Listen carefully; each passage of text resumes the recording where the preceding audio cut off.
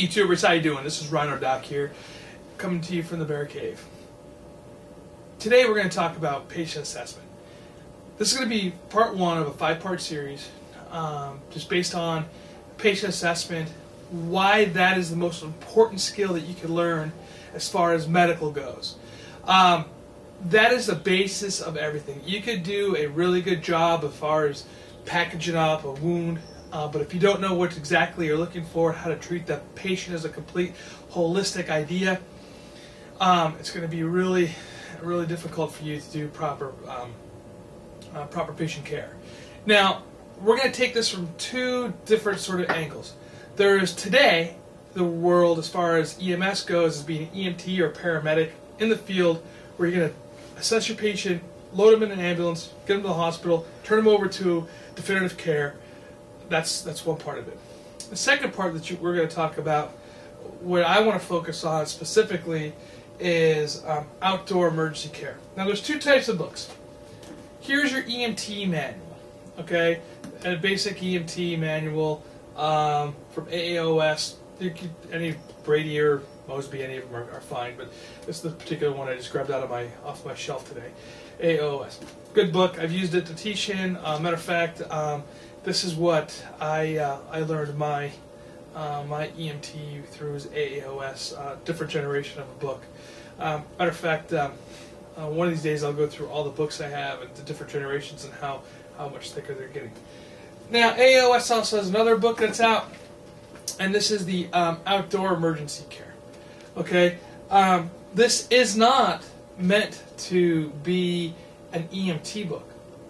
This is a supplemental, actually, if you want to be an EMT and you want to do outdoor care. Say you want to work, one of these ski patrols or whatever. This is kind of what they're looking for. It's a different type of medicine. This right here is going to be, how do we take somebody from the field and get them out of the field in an appropriate manner till we can get them to EMS. I think actually that the outdoor emergency care for doing hiking, outdoor shooting, like when we go out with Bear Flag, we go out to the desert, that type of stuff to stabilize that patient, the victim. And it's more of a team approach, because in essence what you're doing here, it's not so much you're responding to a stranger, like say an EMT or paramedic, or you run with your ambulance, you get to the scene, and now you have to assess the scene for danger for yourself, danger for your partner, and danger for standbys, and you treat the patient, package them up on scene, and then load and go, or stay and play, as we call it, and do some more assessment, some more treatment there on the scene, and then put them in the ambulance to take them. This is more along the lines of treat the patient, stabilize the patient, and try to get them down to definitive care. And how do we do that? If we go with the end of the world as we know it type scenario, where we don't have the ability to get somebody to definitive care, your outdoor emergency care is going to be way more important than it would be, say, for your EMT or paramedics type skills. So when we're talking about patient assessment here, what I want to talk about right now is your ability to do a scene size up or size up of the situation. On the blog, I wrote specifically about you who wants to be the team medic, or the team EMT, whatever you want to call it, or the team medical provider. That's what I called it through the article, the team medical provider. What you need to do as far as assessing your team member. When I was a corpsman with the Marine Corps, we would kind of stay in the back, right? Obviously, if we started getting into a situation where we're getting pinned down into a firefight, I wouldn't necessarily be the person advancing forward to go into the firefight. I would be in the back with my patients as guys got injured. You know, there's different situations, different scenarios. It's not always correct, but that's the basis of the idea of being the team medic, is that you're going to stay a little bit behind the situation so you can treat them. So if you are an outdoors person and you're taking people out hiking, you're an outdoors person and you're going hunting, and you happen to be the guy who's going to be the medically trained person for that expedition, this is kind of what we're talking about. So when you're talking about sizing up the scene for that, basically you want to see, are you in a safe position to be able to treat that patient where you find them laying down, where the person was injured, or do you need to package them up a little bit and move them to a safer place? An example of that would be, say, if somebody fell down a hill or off of a cliff or whatever. Not off of a large cliff, obviously, because we would have a different situation with a deceased body. But we're talking about, say, a good 5-6 foot fall where he breaks his leg or does something to the effect. Can you effectively treat that person there and then, move them on? Or is it in a situation where if you went down the side to get them, that you would be at peril to be able to treat them there? So you have to package them up in a hasty manner with your team, lift them up to a safer place, and then be able to do a complete assessment. So when we're talking about this, there are 3 parts of patient assessment that you really need to get under your belt to understand it. One is going to be scene size up. Now the scene size up, or I don't know what you call it in the field specifically, I guess we're still going to go with scene size up.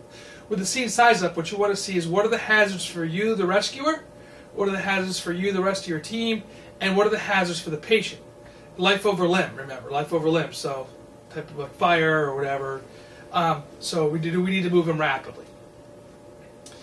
The next portion of it would be our initial assessment. Okay, the initial assessment paints our first picture of what this patient's doing in the initial assessment. So quick blood sweep from head to toe, really quick, just to see if he's bleeding anywhere in a massive.